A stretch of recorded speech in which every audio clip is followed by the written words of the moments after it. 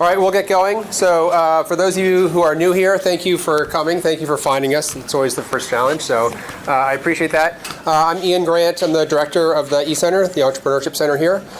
So really excited tonight. Two of my favorite people are going to be here talking about their passion and how they sort of took their passion to create really neat entities. So I'll leave it at that. A couple of housekeeping things, so some infomercial. One is, for those that don't know, we just have these new eCenter stickers, and we have a competition that's going on for the month of March, actually every month. So if it's on your computer, if it's on a cup, and we spot it, so it could be at the MUB, could be at Paul, could be at SEPS, wherever you are. There's going to be sort of like a secret shopper. You're going to get a $100 pair of Bluetooth earphones from Q. So on the back, if you have it, feel free to put it on there, and you'll be on the spot. You'll get a $100 coupon set of earphones. That's one. Two, just this week, two of our really good programs launched. We have our paid student internship program. So it's 4 internships at companies. You get paid $4,000 to work at a startup with a founder or co-founder. We have, I think, 6 or 7 startups, a couple in Vermont, a couple in Boston, a couple in New Hampshire. So if you go online to the UNH eCenter website, you'll find more information about that. Heather McNeil, who's the program manager, is responsible for running that. So if you have any questions, ask that. Also this week, we opened up the deadline for the Summer Seed Grant. This is the 3rd year we've been doing this. Here we give 3 students $3,500 each to work up on their early stage idea over the course of the summer. So you don't have to find a job. The idea is you can work on it. You work here out of the eCenter. You get mentored for 9 weeks. You get paid $3,500. So that just opened up as well. If you go to summerseedgrant.org, you can find out what that information is about that as well. So that's all I have, except for at the end, we will do the raffle. We have another set of Q headphones, an autographed shark book, some swag from the New Hampshire Film Festival, including for 2, a full pass for next fall's New Hampshire Film Festival, which is really cool. We may have to lose that one. Anyway, so I'm going to turn it over to Raina, who is the moderator tonight, and we'll go from there. Hi, so my name is Raina Sarvea. I'm the Director of Employee Relations at Career and Professional Success. Career and Professional Success is located all over campus. You have a career director and team within each college. I oversee the Employee Relations Department, bringing employers to you. So if there are any employers that you would like to see on campus recruiting UNH Wildcats, please don't hesitate to let me know. Hi, everyone. I'm Cynthia Wigren, CEO and co-founder of Atlantic White Shark Conservancy. I have titled my talk tonight, Life Full Circle, because it wasn't a straight line for me from being here at UNH, getting a degree in wildlife management to where I am today, which in this picture is standing over a 14-foot great white shark that was stranded on the beach on the Cape. So this picture was from 2015. I recently found this note that my dad had written to me when I was at UNH, so over 20 years ago. And in the note, he says that he hopes I realize my dream to work in and help protect our natural world. Well, unfortunately, when I was getting ready or getting close to graduating from UNH, all I was thinking about was my student loan debt. So everything that I thought, being really passionate about wildlife and wanting to have a career in wildlife, really changed for me when I suddenly felt the weight of the debt.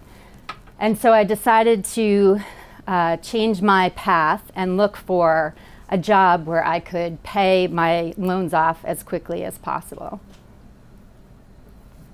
The first job that I had was at a company called Atlantic Connections, which was a telecommunications company in Portsmouth.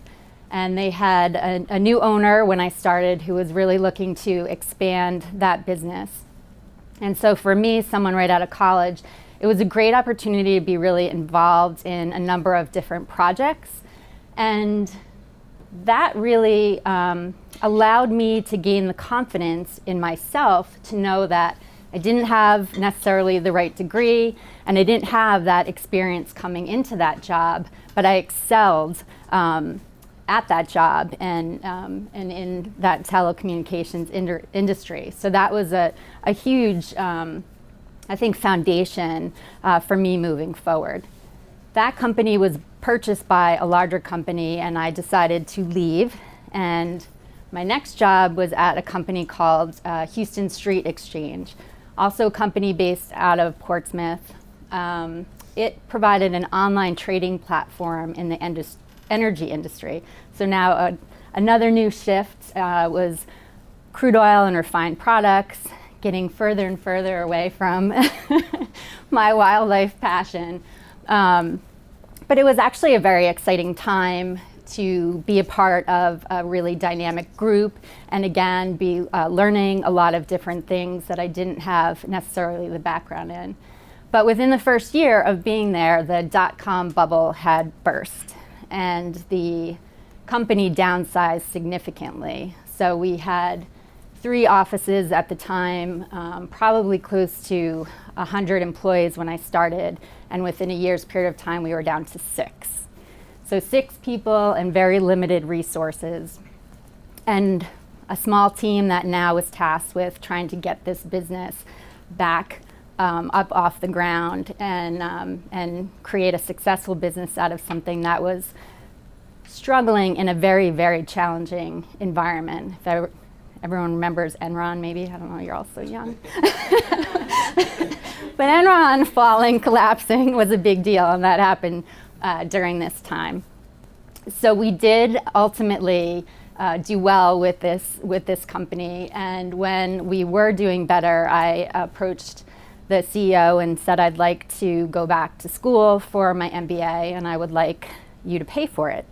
So it's kind of the beauty of not being an undergrad anymore and being part of a company that has that as potentially a benefit for you.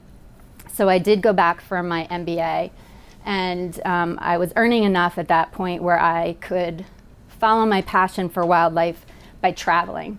So that was my big thing, to kind of travel around the world and experience wildlife through travel-based experiences. So I'm not going to get a ton into this, but we can talk about it maybe in the Q&A. But I did end up, while I was going for my MBA, my first trip, big trip, was to Africa. I was taking an entrepreneurship class at the time, and my friend and I came back from that trip and had this idea to start a quilt business, which she said she would sew, I would do the embroidering. I had never embroidered anything before in my life, but I'm like, okay, sure, we'll do this. So we formed an LLC. We called it Bahari Life. And what is Bahari? Do you know what Bahari means? And you live in, it's Swahili, yeah. But Bahari is ocean or sea in Swahili, so it was kind of inspired by that trip to Africa. We ended up making these quilts on the side and sold them to 2 stores on the Cape, which we were incredibly excited about. But at the time, we were both earning 6-figure incomes, and after selling these wholesale to the stores, we were netting just under $40 per quilt. So if you run the numbers there, it was very clear to us that we were not going to leave our day jobs to get this quilt business up and running. I did a business plan around it, and then realized that I would basically have to hire child labor to make any money when we were not going to go down that path either. So there went my quilt business, and ultimately we dissolved the LLC as well. So I focused on my current career and path. I ended up moving to another company called Houston Street Exchange. This one was based out of Houston, and it was similar to an online trading platform. Someone that I knew in the industry had just started this new company. And so I took all the skills from the Houston Street Exchange, which was learning about strategic planning and market development and creating budgets. Everything, that whole foundation that I had, I was able to bring to another startup and use those skills to help that business get up and off the ground. and I have an African theme here, but I went back to Africa for travel again to do something else that I wanted to do, which was to go gorilla trekking. And I came back from this trip and I definitely felt this void. So now I was 10 years after graduating from college, and I really enjoyed all of my experiences in business, but something was missing. The fact that I wasn't doing work that was connected to what I was really passionate about started to impact me, and it was something that I was thinking more and more about. 2 years after that, I went back to Africa again and had my first experience with great white sharks. So got face to face with this toothy grin and was just completely mesmerized by this species and captured by the fact that the experience that I had that I thought might be really scary wasn't at all. And people, when you talk about great white sharks, they think about Jaws, and there's this huge fear factor around that animal. And so I was just fascinated by that and wanted to learn more. Around that same time, the first white sharks in the Northwest Atlantic had been tagged right off the coast of Cape Cod. So this was definitely national news, international news, a lot of talk about these white sharks now being off the coast here. And so I started to follow the news about shark research that was new to this area. In 2012, I called Dr. Greg Skomal, who's the lead scientist. Does anyone watch Shark Week shows and familiar with Greg? Okay, so I had a conversation with him to learn more about his work, and in that conversation found out that he relied on outside funding. So I started a nonprofit to help support white shark research and left my career to run that nonprofit. So the nonprofit is Atlantic White Shark Conservancy. And we are funding white shark research. So there are currently 2 studies taking place off of the coast of Massachusetts. This is Dr. Skomal at the end of the pulpit on the research vessel tagging a free-swimming white shark. Our organization is also involved in working with town, state, and federal officials to help improve public safety. This is a photo taken off actually the beach that I go to, Nauset Beach, if anyone's familiar with Orleans and Cape Cod. These kind of encounters we know are taking place. In this case, this paddleboarder had no idea that a white shark was near him, but this summer we did have a paddleboard that was bitten by a white shark. So we know that these encounters have happened, can be happening, and so educating the public about how they can stay safe or improve safety is a big piece of what we're working on. And then we also educate the community to really inspire shark conservation. So we do a lot of talks and programs for kids and adults to introduce them to the research and I think try and change that Jaws mentality. You know, that first thing that comes into your mind being a shark attack, we try and shift that to something more positive and education around why sharks are important in our marine environments. In 2014, we launched the Gills Club, which is our signature action program, and I'll play a little video for you that will give you some background on that. The Gills Club is Atlantic White Shark Conservancy's STEM-based education initiative, dedicated to connecting girls with female scientists from around the world, sharing knowledge, and inspiring shark and ocean conservation. Women make up 42% of the workforce, but hold only 24% of jobs in science, technology, engineering, and mathematics. 1 in 4 species of shark and ray worldwide is threatened with extinction. The Gills Club tackles both of these troubling statistics by introducing young girls to the STEM behind shark conservation via interactive club meetings. The club's goal is to boost young girls' confidence in science and give them a head start for a career in STEM. In 2017, the Atlantic White Shark Conservancy and the New England Aquarium hosted the first ever Gills Club Shark and Ray Symposium, featuring all female keynotes and scientists. Specialists in every field, these members of the Gills Club science team traveled to Boston from across the world to speak about their groundbreaking research utilizing the latest STEM techniques.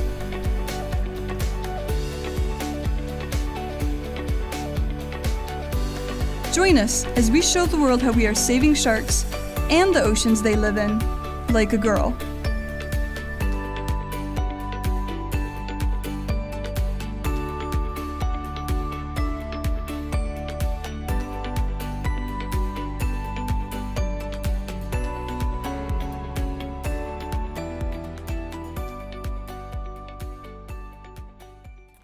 So that was a symposium that we just held with the New England Aquarium, which we were really excited about. We had found that young girls are being told that sharks are just for boys, and we know very well that that's not the case. So it's been really exciting to highlight these female scientists and to really inspire these girls to follow their passion from a young age, so they're not discouraged from doing that. The next step that we took as an organization was in 2016, we merged with another nonprofit called the Chatham Shark Center. They had a building that they were running a visitor center out of. So the organizations, the two nonprofits merged, they actually dissolved their nonprofit, and we brought their board members onto our board. And we now have a place where people can come and learn about shark research and shark conservation, which is really exciting for us.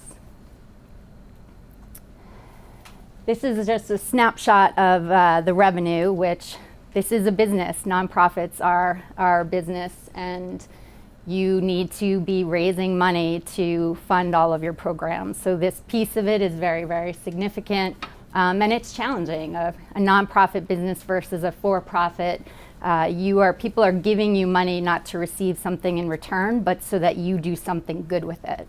So it's a tremendous responsibility.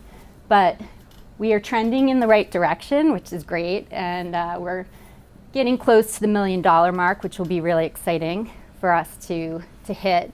And this is allowing us to do what we set out to do, which was initially to provide sustainable funding for white shark research. Here's just another video to show you a little bit of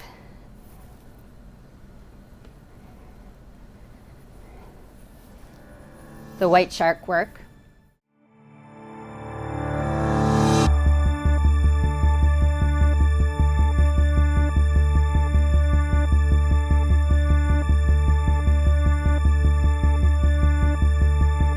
My name's Greg Scommel. I'm with the Massachusetts Division of Marine Fisheries, and I do white shark research. And it's a really, really exciting time to be working on this species.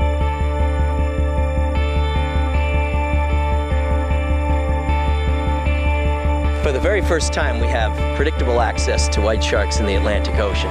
We're taking advantage of it. So we're starting to learn new and fascinating, exciting things about this species. Where does it go in the wintertime? Where does it spend its time around Cape Cod? What does it do? How does it live? What's its natural history? That's what I'm interested in. And it's all possible because we are getting funds from the Atlantic White Shark Conservancy, an amazing nonprofit that has been set up to fund our research and to educate the public about white sharks.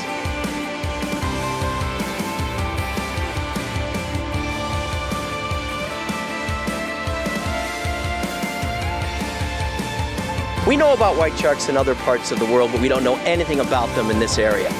In the Atlantic, we know virtually nothing about white sharks when it comes to their basic biology.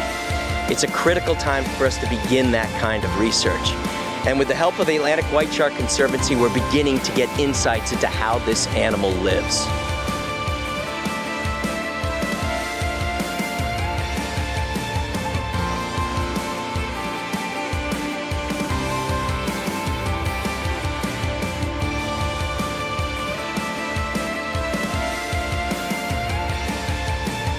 We think of the white shark as being a species that is, out to get us, and that's certainly not the case. White sharks need our help. We need to collect the data that is necessary to conserve and protect it.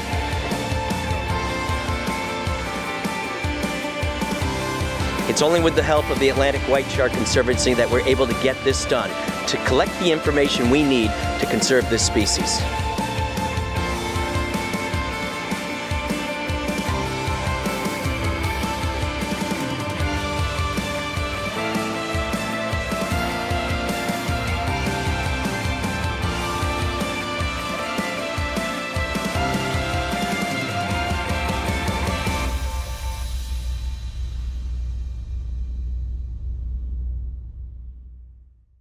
So that's our work. Obviously a promo video for, for fundraising, which it's important to have those in your toolbox. But you can see in this picture and you can see in the video, I'm incredibly fortunate to be participating as well as running the nonprofit. And so I truly am living the dream right now. I am combining that business background that I have with the undergraduate degree and passion that I have for wildlife and doing work that is making an impact. And so that's a very exciting place to be. What I think is great about being an entrepreneur is that you don't sit and wait for change to happen, you make change happen. And that's a great position to be in for anyone in this room who wants to start their own business or nonprofit. You are future change makers. This is one of my favorite quotes, which basically highlights just that. And that's what it's all about. It's just making it happen. So I encourage all of you to dream big, because truly anything is possible.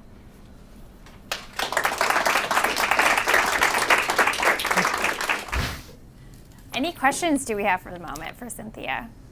While we're waiting for Nicole to get all up. Yes, go ahead. Yeah, you guys had a pretty big spike in revenue from 2015 to 2016. Was there like a certain campaign that you guys did that caused that? Or? So that was the year that we merged with the other nonprofit, and even though they didn't bring any money to the table in that merger, we had now a facility that we could run, and so we raised money through admission fees, and we also sold merchandise, and so we had quite a bit of revenue that came from merchandise. In addition to, I think, being a number of years in, and there was more attention on the nonprofit, and people were more familiar with the work that we were doing. So I think it was a combination of those things in that year. Thank you. Now we'll transition over to Nicole. Well, that's a tough act to follow. That was amazing, Cynthia. I'm Nicole Gregg, the Executive Director of the New Hampshire Film Festival. I'm just curious, has anyone attended the New Hampshire Film Festival here? We are going into our 18th year. I've been running it since the beginning. That'll give you a little idea of how old I am. Initially, whatever it was that I ended up doing, I always knew that I wanted to be a mother. And so I live in Portsmouth, and that's my family, my husband and my kids. And they have no choice but to be involved in the New Hampshire Film Festival. So how did it all start? When I grow up, I want to run a film festival. Is not exactly what I thought. I was actually going to school for pre-med. I thought I wanted to be a doctor. I did fairly well my freshman year. My sophomore year hit, and so did organic chemistry, and that changed things significantly. So I decided I was going to go abroad and take some time to think about things a little differently. So this was me when I studied abroad in Paris, about 1995. I got back and I said to my parents, I think I want to take some time off from school. And they said, not a chance. You have 4 years to graduate college. You can do it however you choose, but you have 4 years. So I quickly did some research and transferred to George Washington University. There I ended up graduating with a degree in liberal arts. I had an extensive background in science, in language, and I was able to pool it all together, get out in 4 years, and then I still didn't really know what I wanted to do. So I knew I wanted to move to New York City. I had done some acting when I was in high school, and I thought, okay, I'll just move to New York. I'll become an actor. And that is not that easy. So I became a waiter. And again, my parents said, okay, you have 6 months to play around in New York City, and then you better get a job. So I decided, all right, I'm going to explore some internships. So this was, post-graduation. I had my degree in liberal arts. I still didn't know what I wanted to be when I grew up. But, my parents kept putting these deadlines on me, which is, a good thing. So through some friends, we found a contact at an independent film company called the Shooting Gallery. And they had just produced a film called Sling Blade with Billy Bob Thornton. And I thought, okay, well, this is a great opportunity. I'm going to go get this internship, and maybe I'll get hired as an actor in one of their next movies. So I was working 7 days a week, waiting tables, going to this internship. And pretty much my main responsibility was hanging out in the mailroom, photocopying scripts, and going on coffee runs for all of the executives. And I decided I couldn't really hang out in a mailroom. I just had too much energy that wasn't gonna go well for too long. So I decided I am going to meet the casting director. So every day when we were going on our coffee runs, I would stop by the casting department and see if I could get them coffee, meet them, be helpful, and eventually I got hired. And they were just starting a new project called You Can Count on Me, and it was Mark Ruffalo's first film. Casey Affleck almost got the part, but they hired Mark Ruffalo instead. But that was a lot of fun, and I was working. I fell in love with the film industry. I realized that I, in no way, shape, or form, wanted to be an actor any longer. I was on the other side of the camera, and I loved the business, and it was an opportunity of a lifetime. It truly just felt like everything was right. And the company started moving into, of course, the .com industry. And everything was going great. We were a company of 30. We quickly grew to a company of 300. And the .com bubble burst and the company went out of business. So now I was back to square one. I was living in New York City, no job. New York City, no job, not a good combination. Too expensive. So I was looking around and just nothing really felt right. And it felt like, okay, I'm ready for a change. So at the time, I was dating my boyfriend, who's now my husband. So that worked out for the best. And he was moving back to New Hampshire to start some businesses of his own. So, and he was in San Francisco. We both went to school together at GW. And I said, okay, never in my life did I ever imagine I would end up in New Hampshire. I was from Connecticut. I loved New York City. I thought maybe I would travel to, California or Europe or somewhere, but Portsmouth, New Hampshire was never on my radar. So one of the last films that I had worked on was a short film, and I had given up my my casting fee, to be taken on the festival circuit with the film. And in that process, I really fell in love with film festivals. It was the difference between, this crazy industry with a celebration of film. So it was everything I loved about film without all of the crazy stuff that goes on in the film world. So I moved to Portsmouth, and I realized that, there was the music hall right in downtown Portsmouth. That was this beautiful theater right in the middle of town. And I was shocked that there wasn't a film festival here in Portsmouth. So I thought, wow, this would be a great place for a film festival. So I'm here in Portsmouth. I'm looking for a job. And I'm still in my, late 20s, so I have to work. I'm looking for a job. There are no jobs in film in Portsmouth, New Hampshire. So I decided I had to create one for myself. So I want to start a film festival. Now what? I loved film. I loved producing movies, but I didn't know a thing about throwing an event. So simultaneously, like I said, my husband was in the process of starting some businesses of his own. And we were pretty involved with the Chamber of Commerce and, knew all the people who work there. I wasn't familiar with the Chamber of Commerce, but just coincidentally, the events manager position became available at the time, and I applied for it, and I got the job. And it was probably one of the best experiences for what I do now, because it gave me so many tools that I didn't even know I needed. Aside from learning event management, I learned how to raise sponsorship and do fundraising. I learned the power of networking. I learned how to create and use event budgets, which, I had never operated a budget, and my husband would tell you I still don't know how to use a budget. But anyway, it was such an incredibly beneficial experience because it gave me all the tools I needed.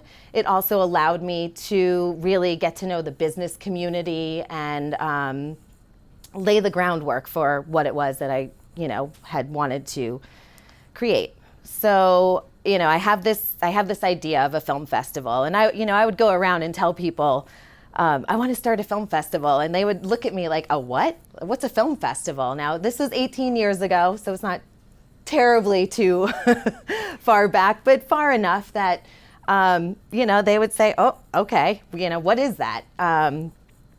But what I had on my side was that Portsmouth was going through this rapid development, real estate, restaurants, retail, and the arts and cultural scene was really exploding. And it was just this great dynamic of businesses and art and culture, and Portsmouth was just experiencing this renaissance. So I saw this opportunity, and I really feel like I was just fulfilling a need. And I think that that's a lot of success for entrepreneurs. Like, they're not really creating anything new, or maybe they are creating something new, but there was always a need already there, whether you know that, or recognize that. But I wasn't creating something, and it wasn't hard to convince the community that they wanted this to happen. They just didn't know what it was. Once they knew what it was, then they were all on board. That sounds great. Sure, we'll throw a film festival. And film festivals were popping up all over across the states.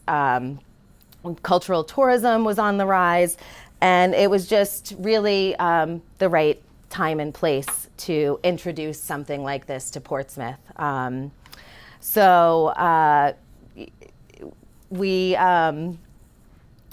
We started with, like I said, the music hall, which was a perfect venue. And Portsmouth also had all of the infrastructure that we needed to get it off the ground: restaurants, hotels, its location right off the 95. We were able to get filmmakers in and out of town easily.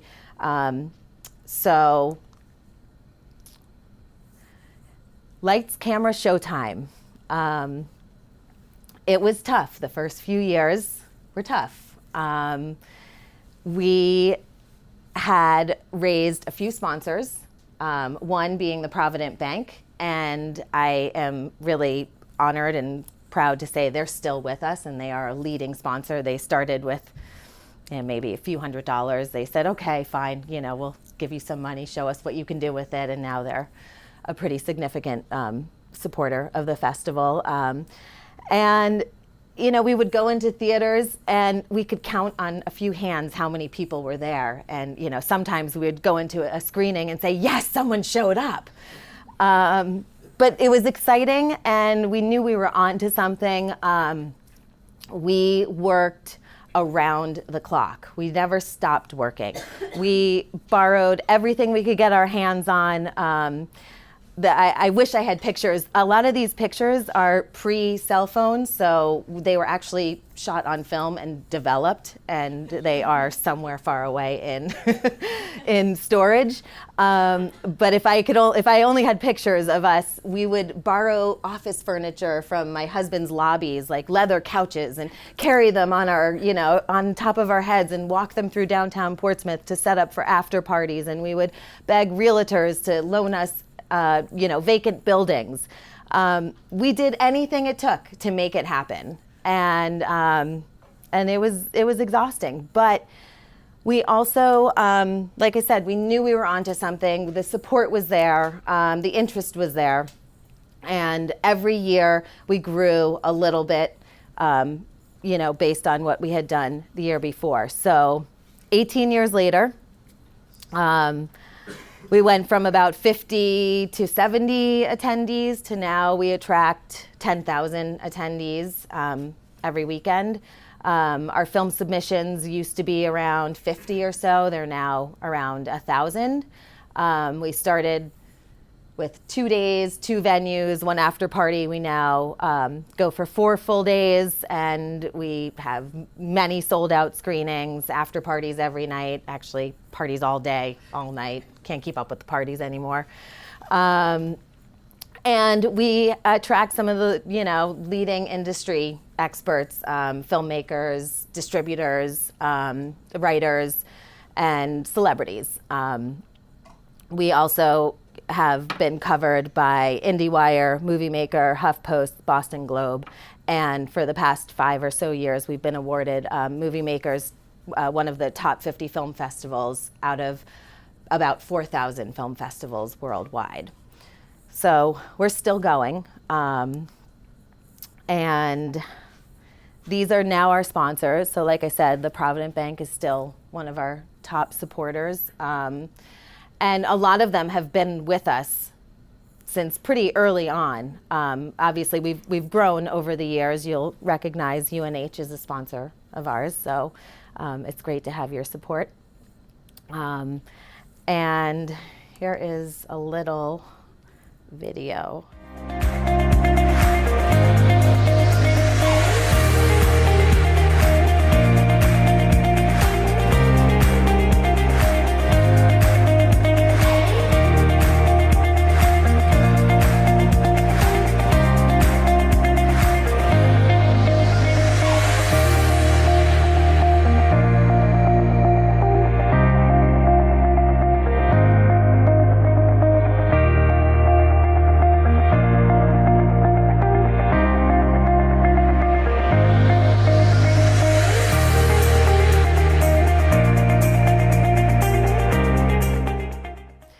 So we are close to an all-volunteer organization. We operate as a team. We sit around a conference table. Everyone is an equal when we come to the table, including interns. We eat together. We know everything about everyone's family, personal life, because during film festival season, everyone is all in, and we work 80 plus hours a week. We work, in the office together, and then we leave, we go home, and we keep working. Like I said, I have, 2 children, and I started the festival long before I had children, during the time while I was having them, while they were babies, and I have moved the group to accommodate that. So we used to work in my garage when they would nap, when they would sleep. We would, work all hours of the night just to get it all in. But it really is a team effort, and it's not possible without your team. So some advice, if you are thinking of starting your own organization or company, start, really define your goals and keep that in mind, check in regularly. There were times along the way that I wanted to throw in the towel, many times. I had to keep asking myself, why am I doing this? Like I said, ultimately, I wanted to have a family, but I also wanted to have my own life. And this was something that allowed me to do something for myself, my community, set a good example for my children, and have something else instead of, the PTA. Not that there's anything wrong with that, but, I always knew I wanted more out of my life. Always treat everyone you encounter with respect. You never know when your paths are going to cross again. When I was in New York and when I was acting, I was doing an off-Broadway play, and I showed up a little early for rehearsal. And my director's partner, at the time, they were having some sort of disagreement, and he wasn't happy that I was in the theater, and we got into some pretty heated altercation, not physical, but verbal altercation, and it really, was quite upsetting. Cut to 2 years later, I am now a casting director in a pretty successful independent film company, and his headshot came across our desk that was submitted for a film we were casting. And I looked at my boss and I told her the story, and I said, "Oh, we have got to call him in. I just need to see his face." And sure enough, he walked in, he literally saw me and turned around and was like, walked out. He knew he wasn't getting the job. I just needed that moment of, satisfaction and payback. So, that was the lesson I learned early on. Always go above and beyond. Hard work always pays off. We had an intern last year from UNH, and she was truly outstanding. She came in, and Sarah, she worked in the events, or she had a class for events management, whatever. She came in, and like I said, we work around a table. We treat everyone as an equal. She would come in, she would do whatever was needed. She rarely talked, by the way. Don't talk unless you really, really have something important to say. Listen, become a good listener when you're doing an internship. Anyway, she just always went above and beyond. She was always willing to help out with whatever we needed. And, I told her, please, I would love to give you a recommendation or anything you need. She really proved herself, and she really added and contributed to the success of the festival this past year. And I really mean that. If you want to get noticed, be creative. So when we were first starting out, we had to beg for films, beg filmmakers to give us their good films. We were able to get submissions locally, but we needed to increase the level of our programming. People were paying good money to come to the film festival. We needed to put on a good show. But we didn't really have the credibility to get these big films that were making the circuit. So we started sending flowers to distributors. And then eventually, they were warmed up and willing to work with us. And one of the distributors who gave us a film, I sent her flowers, was at a film festival in Boston and met her personally. And she was like, "Oh my God, no one has ever sent me flowers before at work." And from that point on, we got every film that came across her desk. We've done the same with Lobster, trying to get some big talent. We've sent Lobster. And like I said, my husband has some businesses around here locally, and he recently got a resume delivered by a pizza delivery man with a full pizza for his office. And I thought that was really, that was a good move. So I came across this quote, entrepreneurs are willing to work 80 hours a week to avoid working 40, and there isn't any more truth to that.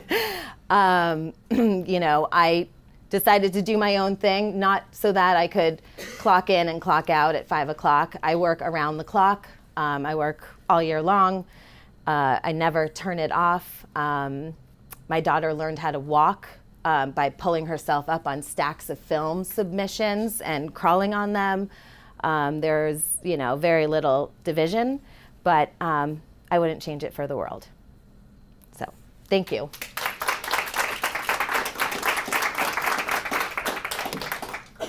Thank you for sharing. So now we're going to the panel portion where I will open it up for questions, but also have some questions as well. So I want to start off by asking the audience, have you noticed any themes between both of our entrepreneurs here in this room?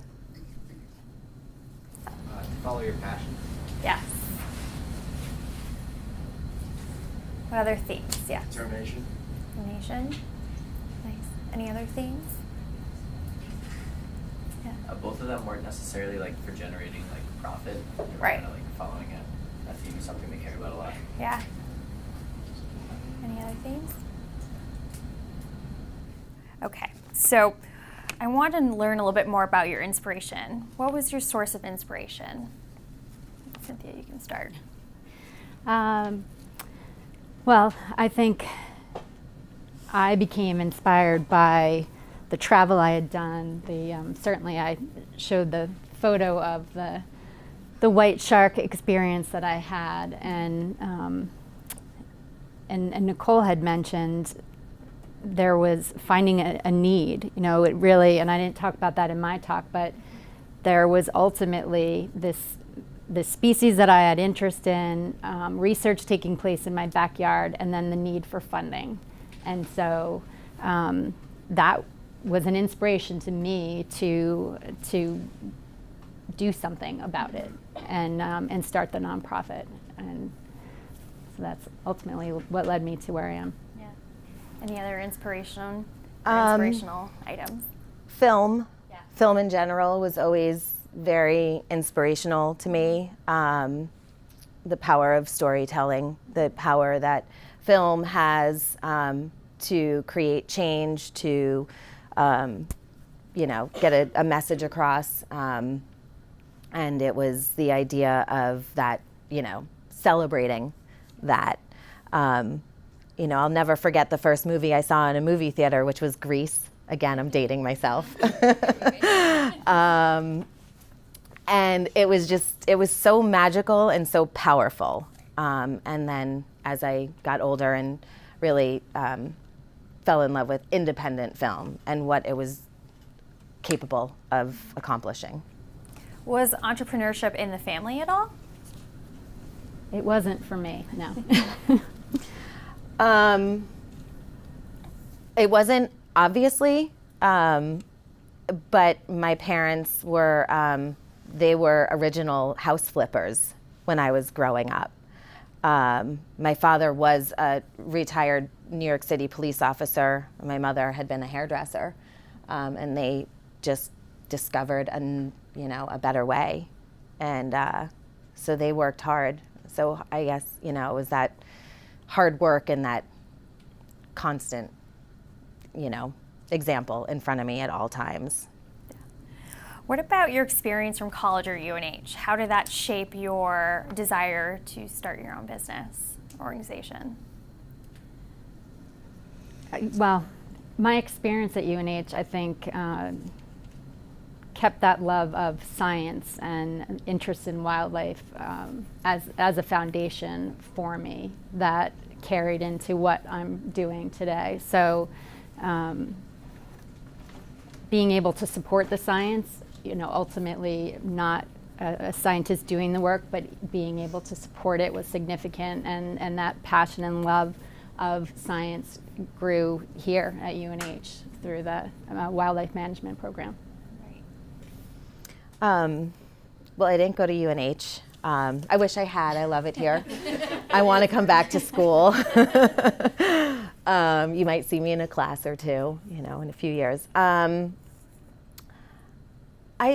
I don't know. I mean, I bounced around so much. I started at an all-women's college in upstate New York, and then I, went abroad in my sophomore year, and then I went to, DC, and I wouldn't change anything because it got me where I am today, but I don't know if I would have done anything I don't know if I could have done anything different. What about you? Any experiences that you wish you had or were a part of or took advantage of while you were in college? I think, interestingly enough, the experiences that I had with the undergraduate degree and then having that business background was truly the perfect combination for what I'm doing today. And a lot of people think, I must be an expert on sharks, and I'm not. And I think, obviously, I'm learning along the way. But the combination, which maybe if you are going for a science degree, you're not necessarily thinking about how business could help you in the future, but it really was, a perfect coupling. And what I now have found is I have been part of startups, and now we're in a place where we're going through a strategic planning session. We want to bring the organization to the next level. So I'm now thinking more about not the past experience, but what classes could I take or what could I do now that would be helpful for me in bringing the organization to the next level. So there are executive programs for nonprofit leaders that I'm currently looking into. Nice. Mentorship and networking is important. Tell me a little bit about your experience with your mentors in the early days and your mentors now. My mentor originally, I would say, was first my father. He always said I could do whatever I wanted. That the sky was the limit, and so I said, okay, I'll go for it. But once I got into the professional world, my boss, Lena Todd, my first boss, was an exceptional woman, and it was really an incredible experience because it was just the two of us working side by side, and I just learned a lot from her. And now, so I would say, I'm fortunate enough to have a wonderful husband who is, a very big entrepreneur. And so I don't know if I would call him a mentor as much as a partner, but it is just part of our being. Our daily life is entrepreneurship, I feel like. And it's that support system that's important. Mm-hmm. That's very important. Yeah. What about the big idea? What was that source of inspiration? Were there any influencers to help you get to where you are now? Other than a mentor? Well, I mean, the big idea, obviously, for me was just the conversation with the scientists doing the work, and led me to start that nonprofit. So that was a huge conversation. It wasn't something that I was looking to do. It was really an idea based on a conversation that I had. So. For me, it was probably, I'm not sure if anyone's familiar with him, but Van McLeod, who was the Commissioner for Cultural Resources here in New Hampshire. He recently passed away a year and a half ago. But when I first moved to New Hampshire, he was, one of the first people that I met with about this idea of starting a film festival, and he was, all in.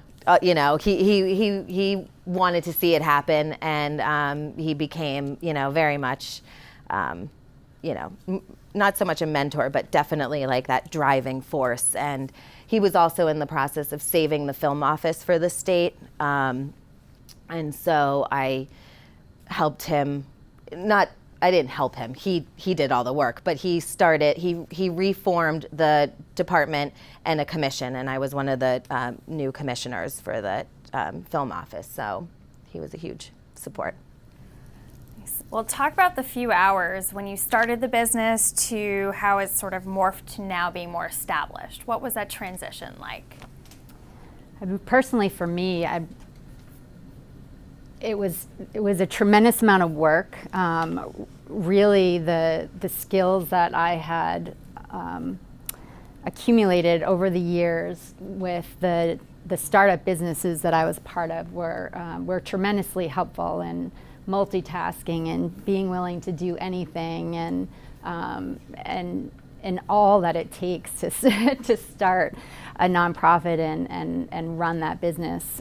So it was, I'd say, a bit of controlled chaos at the very beginning and trying to figure out how to make it all work. I didn't have that background. I didn't know at the time anyone who started a nonprofit. I was trying to do it for very little money, which meant doing all of the paperwork myself and trying to find any pro bono help for creating logos or things like that. So the time commitment hasn't really changed, though, which I love Nicole's quote, because it's still a 7-day-a-week job for me, and my mind is always going when I go to bed about what I need to be doing. I'm texting myself to remember to do this or that through the night. So it's a tremendous amount of work, and 5 years in, for me, it's the same. But you just are a little bit more, I think, settled and grounded once you have been running the business for a while, and you learn to surround yourself with people who are supportive and the right team. And I mean, I'm talking about my experience, but it is a team effort, and we are a small staff. We have 3. We just hired our 3rd person, so we have relied on volunteers, and that has all been a really incredible experience. I think you learn along the way how important it is to surround yourself with the right people. The first few hours to compare to now? Yeah. There was no concept of time in the beginning. And like I said, my husband and I, we were engaged. We didn't have children yet. And we worked around the clock. We did not stop working. We worked from home. We micromanaged every single aspect of the festival. And I was fortunate enough that, he was willing to, be that partner to get things off the ground. He also,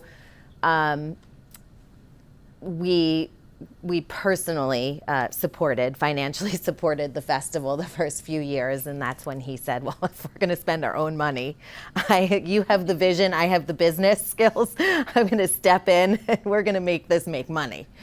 But yeah, there was no concept of time. That was our life. There was nothing else.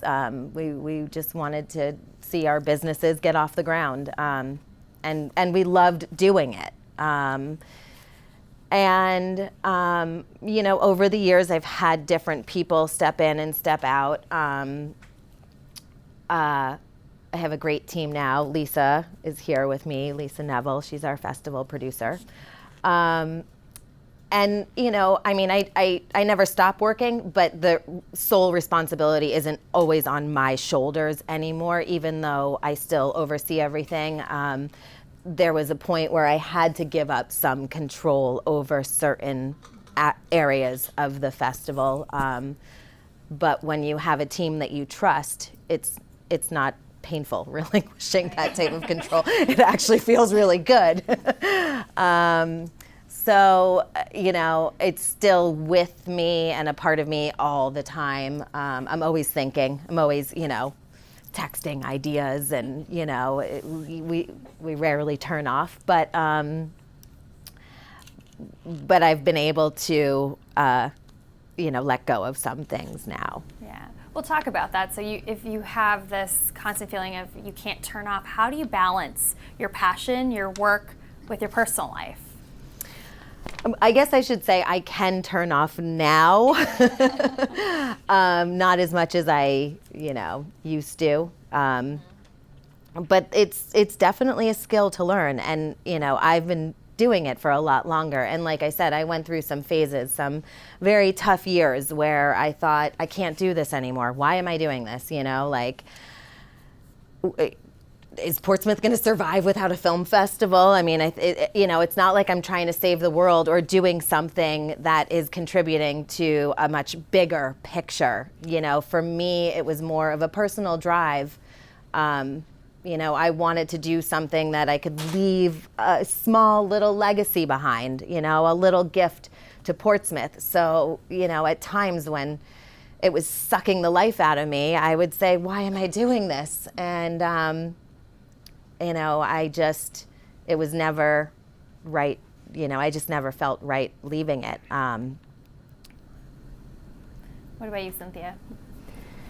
I haven't gotten there yet where I'm,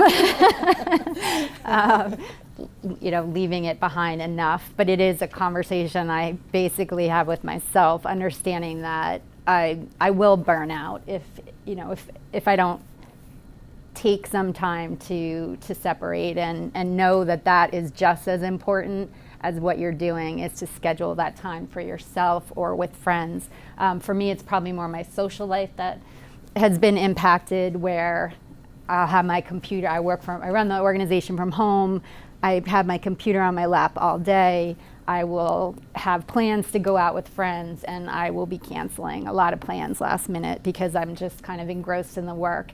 And I'm realizing more and more that it's incredibly important to put the computer down, go meet friends for dinner, and give yourself that bit of an escape. I have, though, surrounded myself with a lot of people who are also running nonprofits, and so dinners out with friends ends up being a lot of conversation too about work. But then it's sort of therapeutic because you're all kind of going through the same thing. But that is a big part of it, to make sure that becomes a focus. I think I saw a question there. I actually have a follow-up question to that, and it's a little bit of a gender role question. So both of you guys sound like you're very passionate, you're just so committed, and that's awesome, that's so inspiring. And I hear you talking about setting your own boundaries, about balance, life balance, what's meaningful to you. I also wondered if you ever face along your journey, I guess what I'll call societal pressure to be doing what maybe were society's sort of expected roles. And I'll just speak for myself, like being sort of like you guys, I still get, but your house is a mess, or you're, literally like the things that are just, there are only so many hours in the day and you're making a choice. And I wondered if you ever experienced that at any point in your journey. I just hired a housekeeper. Because I'm like, it is not a priority for me to clean my house. But now I'm not having people over because my house is a mess. So I'm going to put that money towards, and that is something else too, just like making time, understanding that that's money well spent, because then you can spend time somewhere else. But it is hard. I mean, it's incredibly hard to try and juggle it all. And I think you learn along the way, what should be a priority for you, and kind of do what you can to make that happen. So, yeah. Any other questions at the moment? Yeah, this is. I have a couple questions. The first is kind of for both of you. So both of the things you guys work on, like your ventures, are sort of like unorthodox. They're not something that you can like pick up anyone off the street and they'll be an expert in it or be able to necessarily help you. So what were kind of the key characteristics in helping form a team, or that you looked for in people when you were starting this venture? Well, initially, most people who apply to work for free have some sort of interest in film. That's not necessarily the qualities that we look for to add to our team, but film is certainly an interest. But really hard work, team spirit, and just a willingness to do what it takes. For me, I had, shortly after I started the nonprofit, somebody reach out to volunteer. She was a teacher and she loved sharks and had interest in helping. And she was a volunteer for the nonprofit for 3 years before we were able to hire her. And it happened to be when we merge with the other organization, and we had a facility then that we needed to run. She moved it. We were able to hire her for that position. I just hired my second person in the fall, and she is somebody that has also been volunteering for us for a number of years. So that it really is a great way in thinking about, you know, if there are things that you're all interested in, certainly volunteering for any business or nonprofit is a really great way to get your foot in the door, and we want to be able to then, someone who's put all that work in for free is a really wonderful time for us when we have a position open to be able to offer that to someone we know. Interesting. And then like kind of follow up with that, as far as sponsorships, so this might more apply to Nicole, but feel free to jump in. How did you manage to attain your first couple sponsorships? And now that you have a bunch, I'm just curious because in the current kind of like political climate, who gives you money is starting to matter a lot. Have you ever had to like kind of let a sponsor go or stop supporting them in any way? Well, your beginning of the question. So our first sponsor, we had two sponsors, the Provident Bank and a company called Blue Canoe, which was owned by Irving Oil. And I was able to get them to sponsor because of my work at the Chamber. And when I worked at the Chamber, the president at the time was a really, this great young guy. He actually brought back the Stone Church. Isn't the Stone Church somewhere around here? Yeah, so that had been closed forever, but Peter Hamlin is his name. He brought back the Stone Church. So he was young and progressive and, really supportive of what I wanted to do for Portsmouth. So he was very well aware of the fact that I was looking for sponsors while I was working at the Chamber. I wasn't taking away sponsors from the Chamber, but he knew I was networking to, so that's how I got my first few sponsors. And having a few sponsors, it gives you credibility to get other sponsors. And like I said, the Provident Bank has been our sponsor since the beginning. They have stood by. And then it was just, every year we would just try and add one or two. So we were just able to build upon it every year. And that's true for the entire organization. We didn't come out of the gate, shooting for the top. I didn't come out of the gate saying, I want, $100,000 in sponsors right away. I didn't say I wanted all the best films right away. I built a foundation across the board in every area of the festival. We tried things out to see what would work, and really built a strong foundation and then built upon it every year. So for sponsorships, it was, okay, we'll get a few this year, make sure we can take care of them, make sure we're keeping them happy, make sure we're providing them, benefits that we're promising them, and making sure we could deliver what we were asking of them. And by our 10th year, we had people coming to us saying, we want to give you money. And it came in the form of national sponsors. We had Absolute Vodka, we had Francis Ford Coppola Winery. And once they signed on, then that attracted other people because they said, hey, they must know what they're doing, let me give you some money. But we've never had a problem with sponsors that maybe we, don't agree with their mission come to us. We do have sponsorships as well, and started small, but probably a couple years in, we needed equipment. We needed buoys to hold receivers that pick up tagged sharks that swim by. And so to expand and raise funds for that equipment, we put out a proposal for solicited sponsors so that a business could sponsor for $500 a buoy, and then we would, when we got information about what sharks came by that buoy, we would put it out on social media and thank that sponsor. And so that's an area for us that has grown in how many sponsors we get. We have event sponsors, and in 2016 we launched an app. So we have an app called Sharktivity, And we have 2 sponsors for that app that helped with the development costs. One of them is Nat Geo Wild, which is exciting for us. We do happen to have Brian Scary on our board, who is a National Geographic photographer, so that kind of helps. I mean, the networking helps as well. But yes, but building on, once you start to gain that sponsorship level and other businesses see who's supporting you, then it just builds on it. So, tacking on to that, especially in the first year, how did you value these sponsorships? Did you go out originally asking for a specific number, or did you kind of negotiate with the depending businesses? But as someone who does those and wants to run events like that, how would you go about sponsorships in the first year? It was so long ago.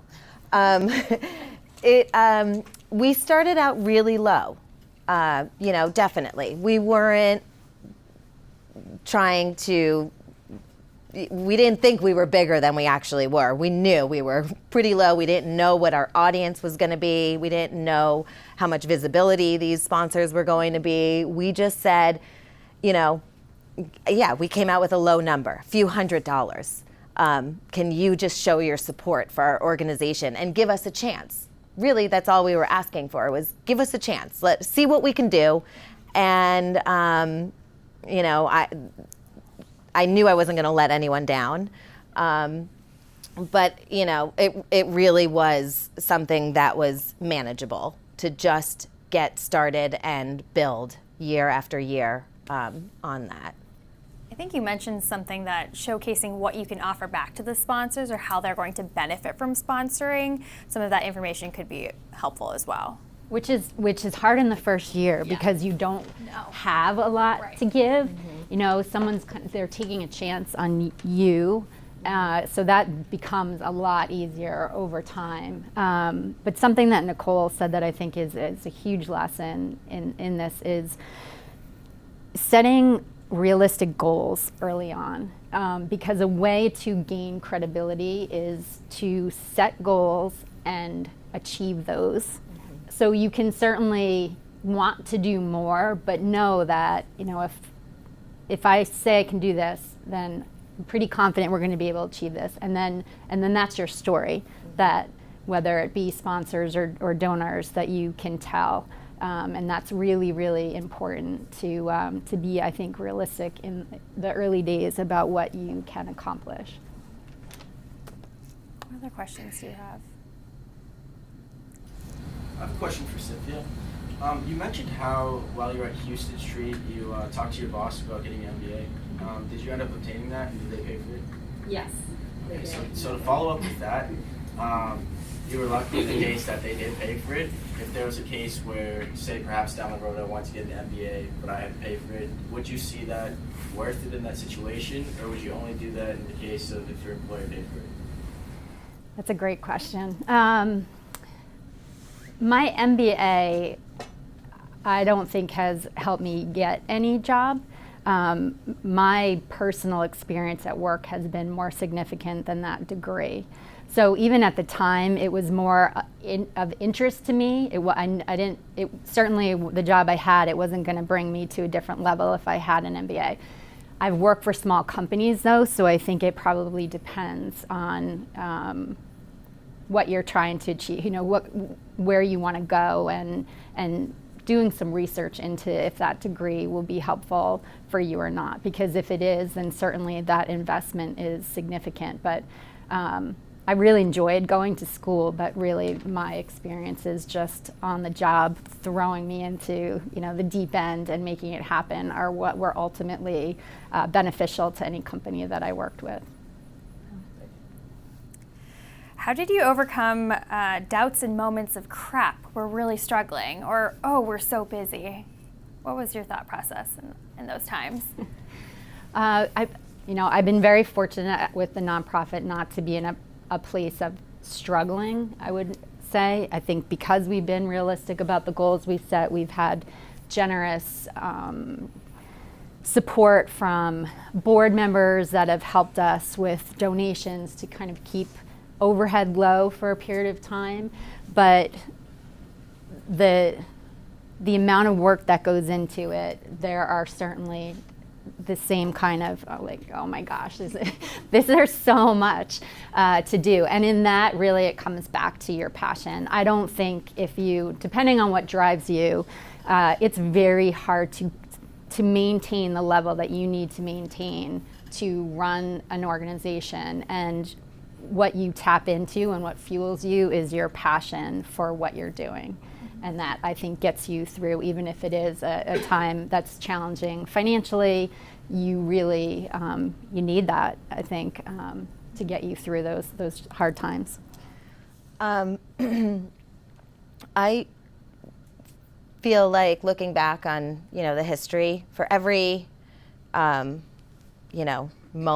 or I don't want to say failure, but those things that don't work out, there's 3 more things that are coming through. And so and lifting you back up and bringing you back in, because when you're working that hard and you have that much passion, you have that much drive, there's not always one ball in the air. There's always so many balls in the air. So for every downfall, there's 3 new successes that bring you back in and remind you why you're doing what you're doing. I had someone working for me for about 6 years, or working with me, and when she left, when it was time for her to leave, I thought, how am I going to do this? I'm just not going to be able to do this on my own. My children were young. I needed that one person who could read my mind and know what was doing. And her name was Nicole, even. And it was time for her to move on. She was young. It was time for her to move to New York and follow her dreams. And I thought, that's it. This is another sign. It's over. It's time for me to throw in the towel. Again, this is just a film festival. I, can't handle it. And then, Lisa fell in my lap. Another kid, Ian, who was an intern, who called and said, hey, I'm living in New York, but I'm coming back. And it was just all of the, pieces of the puzzle just, when I thought they were missing, they actually fell back into place. And, the team is bigger and better and stronger than it had been before. So, yeah. So you mentioned passion, drive, motivation. What are the other skills that are important in this whole process and journey that could be impactful for our students? I am significantly technologically challenged. Having that skill set is really, really important. Fortunately, I have access to a lot of people who have those skills, but ultimately it's always better if you know how to do something on your own than relying on someone else to get the job done. I think multitasking is huge. Having all of those balls in the air, you cannot, when you're running a nonprofit and especially in the beginning, focus on one thing at a time. They're all happening at the same time.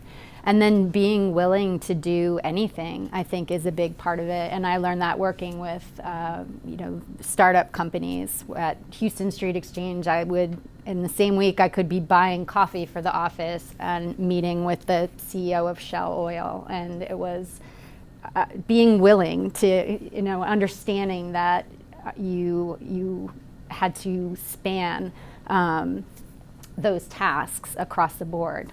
So I think those are big pieces. What did you learn about yourself in the process that you could share with the audience about your whole journey and progression to where you are now? I think being confident is a big part of it. And my mother, I think, is my foundation as well. She She, interestingly enough, the note I showed from my dad, who was a naturalist and author and an artist and loved wildlife, and he was very supportive of me getting a degree in wildlife management. My mother was not. She said I had a head for computers and I should do something where I'd make money. It's funny because when I call it the Google at work, my staff is like, "You do not have a head for computers." You know, I'm not tech savvy at all. But even though she wasn't supportive of that degree necessarily, she raised me to just be confident in that I could do anything. She wanted me more to do something where I could, you know, earn more money. But that was huge in going into it. And that quilting business, my friend Patty is here. When I came back from that trip and I told her that my friend Sil and I were going to start a quilt business and I was going to do the embroidery, and she was like, "Have you ever embroidered before?" And I said, "No, but I mean, how hard can it be? In, out, whatever." And so that's become literally the theme for us. And the nonprofit, when I started the nonprofit, I had no idea what I was getting, had no idea what I was getting myself into, but it was like, oh, well, there's a need for this, so how hard can it be, really? I'm just gonna figure out how to do it. So I think believing in yourself is a really big thing, and that grows over time in taking chances, and not everything works out and you learn. So that's the other thing. Don't be discouraged by failure, because that is a huge part of the experience. And even talking about, I did not have a straight line on my path. It was this road, and all of it builds on itself, and you gain that confidence along the way. So yeah, so I think that's I'm still learning. Work in progress. Yeah. Always learning. Yeah. So for both of you, so when you come back here in 5 years, where are both of you individually, and then where are your organizations? 5 years from now, we actually would like to expand more into the school systems. We'd like to take the festival. It's a 4-day film festival. We work on it all year round, but we have a young filmmakers workshop that takes place during the course of the festival. But we really would like to get into the next generation of filmmakers and inspire them and teach them that when you grow up, you can be anything you want. And, like I said initially, film has the power to do that. So hopefully we'll be working more with school systems. We have some pretty basic goals. We'd like to become an Academy qualifying festival. So if you show your film with us, you are eligible to go ahead and nominate yourself for an Academy Award. And just continue to each year do better and better. So our organization's actually going through a strategic planning process right now to be answering that question of where do we want to be in the next 3 to 5 years. And I definitely see myself as being a driver and making sure that I'm there with the organization as we bring ourselves to the next level. One of the big pieces for us, because we are funding science, is to potentially bring a scientist on staff and be more of a participant in it, which I think would make a lot of sense for the organization, but I need board support for that to move forward. And then for us, education as well is a huge piece that I think is, no matter what's happening, you never know if the sharks are going to be right off of our coast with changes in the environment, and we're involved in ecotourism, but people will always be interested in them. So putting money in expanding our visitor center, which is hit capacity at this point, I think will be a big piece for us as well moving forward, so for the next 3 to 5 years. And then in life, I am always asking what's next. So I will be asking myself that once I bring this organization to the next level, and we shall see. What other questions does our audience have for our panelists today? Sorry, just another one. Oh, okay. Go for it, Ian. No, this is stuff I guess. So Can you talk a little bit about the partnership with Shoals Marine Lab that you have to talk about additional activities? Yes. So Shoals Marine Lab, Jennifer Seavey and I had discussed a new course that Shoals Marine Lab wanted to run, which was related to sharks. And so we have this incredible network of scientists that I was able to tap into to make a recommendation for who would be teaching, potentially a great person to teach that course. And so that is moving forward, a 2-week course over the summer. And we then found one of our donors to sponsor a scholarship. So all in, it's between tuition and room and board, it's around $7,000. So we are offering a scholarship through the Gills Club for a student to attend that course. So we're really excited about that partnership. And then we also last year, for the first time, had help from the lab in deploying some receivers around the Isle of Shoals. There are a lot of seals, so there's a lot of curiosity about are there great white sharks that are coming by. And so 2 receivers went out off the coast of the islands, and unfortunately we didn't have any detections, which is actually very surprising. But not every shark is tagged, so we shall see. Are those going out again? Oh yeah. Okay, good. Just so you know, Shoals Marine Lab is a marine lab operated by the University of New Hampshire, and it's in the Isles of Shoals, which is 6 miles offshore. What other? Can you talk about, Cynthia, at what point you were able to take a salary with your NGO? Nonprofit. So I was fortunate to have a partner that was supportive of my decision, which is, when you think about how something like this and taking a risk affects you personally, I left, a 6-figure income to start from scratch. And we had to make a decision together on how long we would put that effort in before I started pulling a salary. We set a year, and of course within that year I was like, that's not going to happen.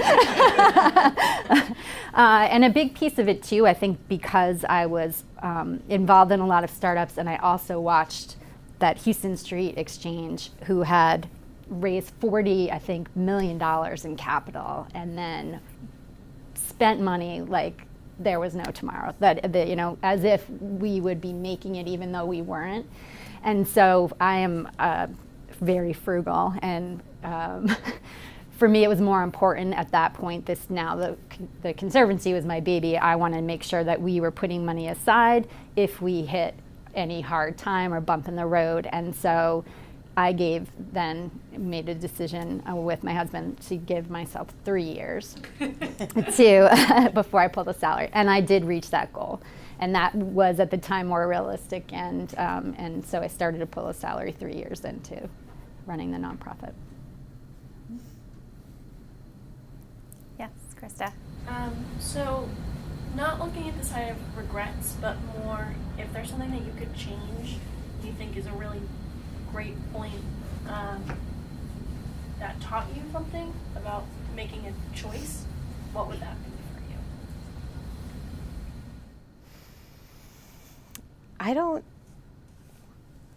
I can't say that I have any regrets. I think that, the whole experience, everything happened for a reason, and, has brought us where we are as an organization. I feel very fortunate that I haven't had to deal with too many downfalls or anything that would force me to regret any part of the journey. So, no. I think not necessarily regret, but one thing that I was focused on was being frugal and planning for what if something happens, and not as much on planning for being really successful. And so there were certain places where I wish I had invested a little bit more money in or thought through, organization. And for me, with the nonprofit, I didn't pay a lot when I got an accountant, and that came to bite me in the rear in a lot of time trying to do the work myself because we just didn't have a good firm in place. And if I had made that investment initially, it would have been a lot better. And organization in general, something like a donor management system, organizing things in a way that you're planning for success in advance will ultimately help you so much more in the future. So I'd say it's a big one. Any other questions from the audience? Well, I want to thank everyone for attending tonight's session. Let's give our panelists both a round of applause.